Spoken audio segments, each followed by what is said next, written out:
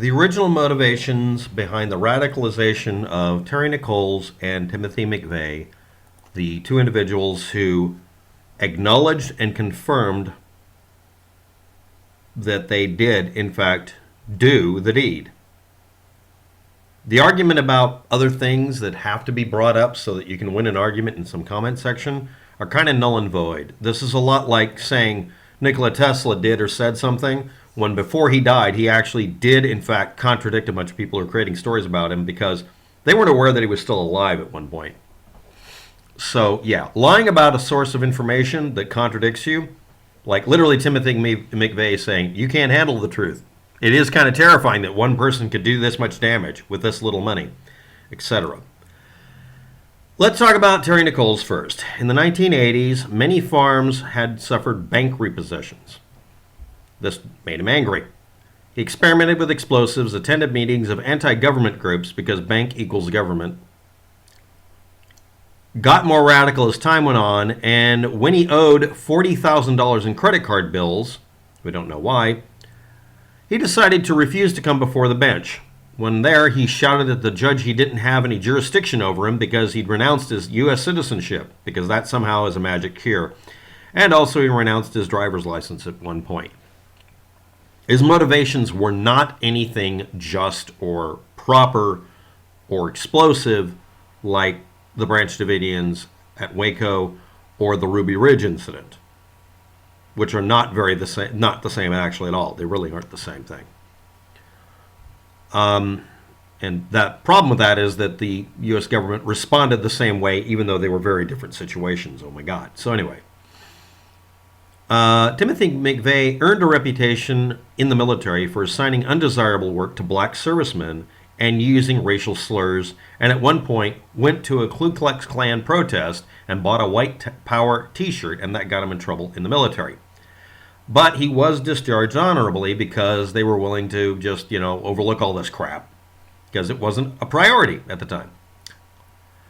And he complained afterwards that the Army had implanted a microchip in his buttocks. That may have been a joke, but most people said he wasn't joking. So they could track him. And at one point, he became very upset that the military said that they overpaid him $1,000, and he had to pay back that money, and that made him angry as hell. And when he complained about paying taxes, he said, "Is civil war imminent? Do we have to shed blood to reform the current system?" Apparently he doesn't understand that the way you change the system is you simply stop voting for people who prop up what you don't like and make them change their priorities, or run for election yourself and keep doing it until it changes. Yes, that sounds like an impossible task, but in case you haven't noticed, neither of the parties is really friendly to this, but one of them absolutely dead-ass maintains it this way. And no, it's not the damn Democrats. And it's not the Republicans. The party we're talking about is the party that keeps happening every night whenever these idiots get in charge. It's the idiots, not the party. What else did he do? Well, he found a home in an odd group, gun show culture. He created a lot of gambling debts and took cash advances and defaulted on his payments, so he owed a really big bill. We don't know what caused Terry Nichols this bill. He quit the National Rifle Association because they were too weak on gun rights. He drove to Waco, Texas during the Waco siege and showed his support and told a reporter, "I believe we are slowly turning into a socialist government," when that has nothing to do with this. The word socialist is just thought-terminating cliche for everything I don't like. You guys don't study? You don't know what a socialist is? After the fire, the thing he complained about most was the use of tear gas on women and children in Waco.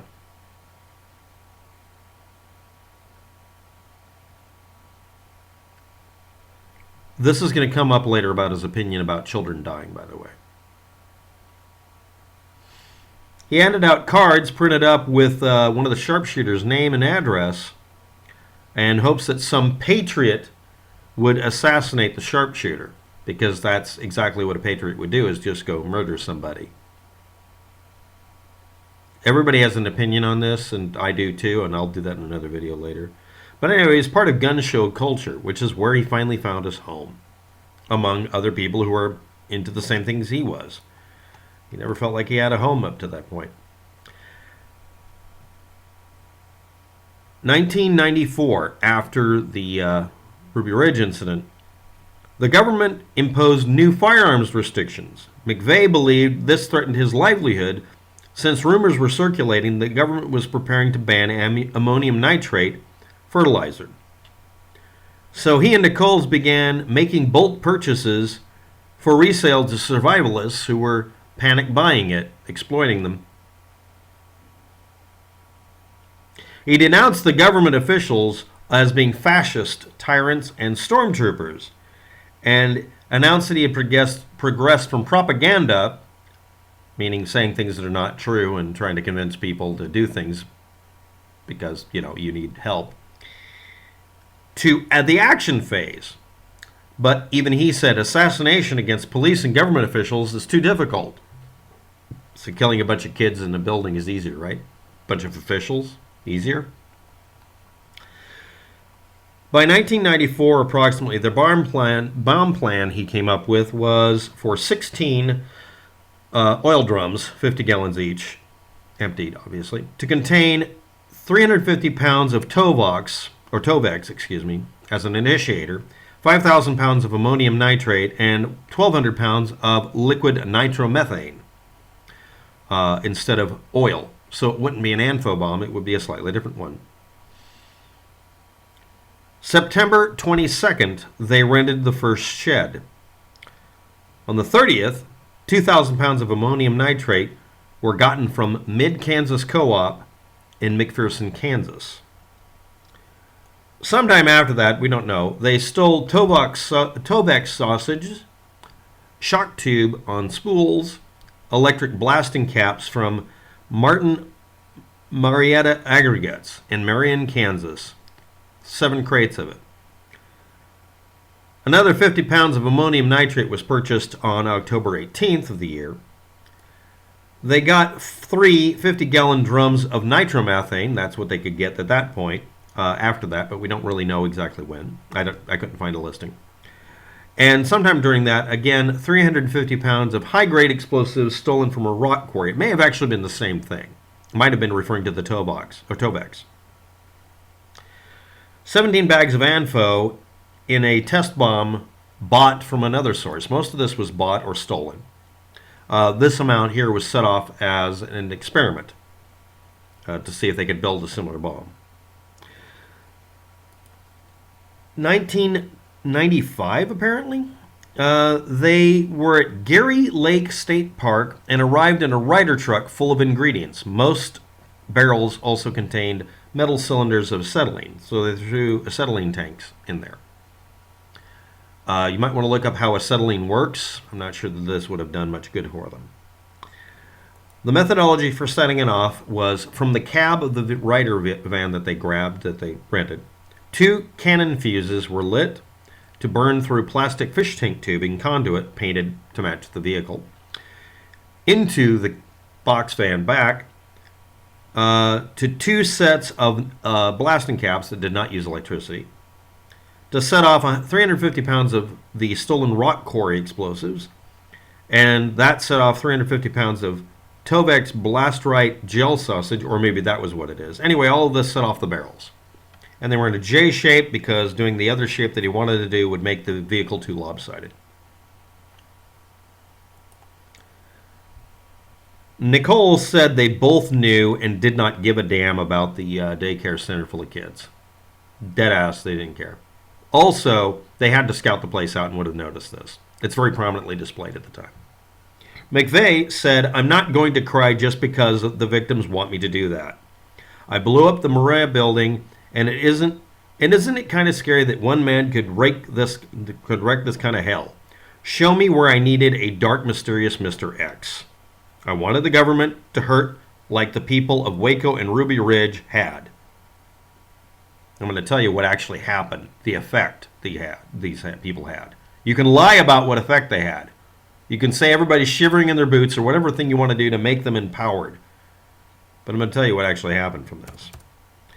I didn't define the rules of engagement in this conflict. The rules, if not written down, are defined by the aggressor. So he's reactionary and acknowledging it at this point. And he's equating what he did with what happened at Ruby Ridge and Waco because of the children, right? It was brutal, no holds barred. Women and kids were killed at Waco and Ruby Ridge. This is his excuse. This is his parting shot. You put back in their faces exactly what they're giving out. The attack that he did caused this. 380 people, these are all approximate because the explosion actually destroyed people to the point we can't count the number of bodies correctly. 380 people were injured and lived, approximately. Of 168 or more or less dead, identifiable individuals include the following by order of largest number. 40 official government employees of the Social Security Administration. 35 Department of Housing and Urban Development people. You know, those goose-stepping Nazis, sort of like the Social Security Administration. Department of Transportation for Federal Highways, 11 people. Department of Agriculture, 7 people. General Services Administration, 2 people. 2 people in the Customs Office, 6 Secret Service people, and 5 DEA. And this is not an indiscriminate act of mass murder. The number of children killed is kind of a variable. 4 were not in the daycare, and they're dead. 15 were in the America's Kids Daycare Center in the building. The majority of people killed were in the Department of Housing and Urban Development or the Social Security Administration. Second on the list were children.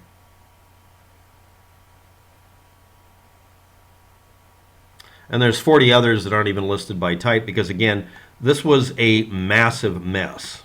So, yeah, the majority were grown-ups, I guess. That's true. The majority were not the intended target. And women and children were killed. Weapon of mass destruction, indiscriminate murder, all based on both of them basically racking up bills and having things totally unrelated to Waco and Ruby Ridge involved. Ruby Ridge is a major incident where even the courts had to acknowledge, no, this was completely screwed and the government did something terribly wrong. I mean, really terribly wrong. It was over bullshit. You can even say the same thing about Waco, except that's a little harder to do. 48 hours after the attack, the destroyed federal offices were able to resume operations in other parts of the city. So it caused a 2-day reduction in all of these different departments and others we don't even know about. The building itself was shredded. The FBI hired an additional 500 agents specifically to investigate domestic terrorist attacks and treat them as the threat that they are, since, as he said, it's pretty scary that one man could do this. This was a bomb that was made for around, at the time, $5,000 worth of material, and the rest of it was stolen. It was done by 2 guys. So yeah, they're going to take this much more serious. Well, they're cracking down on us. Yes, because of these dickheads that you hold up as heroes, some of you do anyway. At the time, there were around 858 domestic militias, self-proclaimed out and proud, trying to get attention, and other anti-government groups. By 2004, this was down to 152 and dropping because they kept getting raided because they were taken seriously because of these 2 dickheads. The bombings are entered into the school curriculum all over Oklahoma as of 2010. Never forget. Thanks for watching. Have a good day. Good luck with that.